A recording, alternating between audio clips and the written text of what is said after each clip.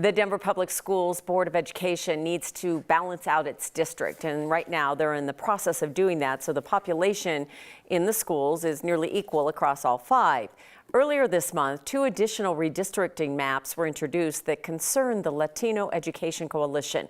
9 News reporter Courtney Yoon joins us now. And Courtney, tell us about those concerns and what's happening. Yeah, Kim, the Latino Education Coalition says they reviewed 4 redistricting maps in early January that they believe are equitable with little demographic impact. 2 more maps were introduced earlier this month that the LEC says would have diminished the Latino vote. Those maps are no longer being considered by the Board of Education, but the LEC says they're still concerned.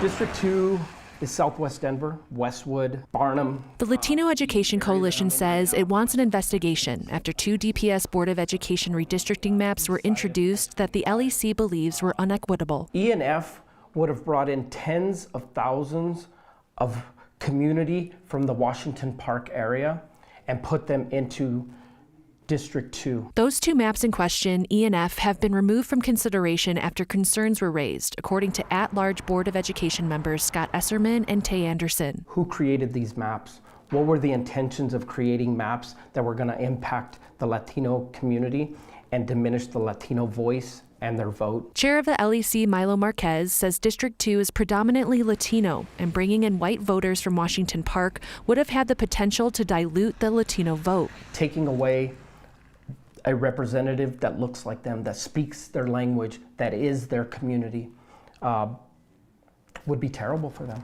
Esserman and Anderson responded saying their proposals were not intended to diminish the Latino vote or engage in gerrymandering. They said, quote, "Since the Southwest Denver boundary can only move north or east, we drafted maps for consideration that would move the boundary opposite to all prior options.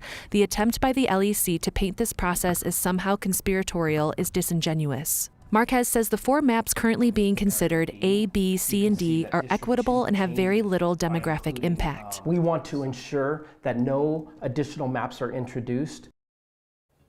Even though those maps E and F were removed from consideration, the LEC says that they want to make sure that no additional maps are introduced before the Board of Education votes in March. The DPS Board of Education is encouraging everyone to get involved in the redistricting process by giving their feedback, and you can make your voice heard by emailing them at board@dpsk12.net. So a little bit of time here right before there's a vote, and people can engage in that time? Yeah, absolutely. The board will be voting on how to redistrict on those 4 maps sometime in March. I think it's late March. And if you would like your voice heard, if you're a community member, family, parent, you should email the Board of Education. Okay, thank you, Courtney.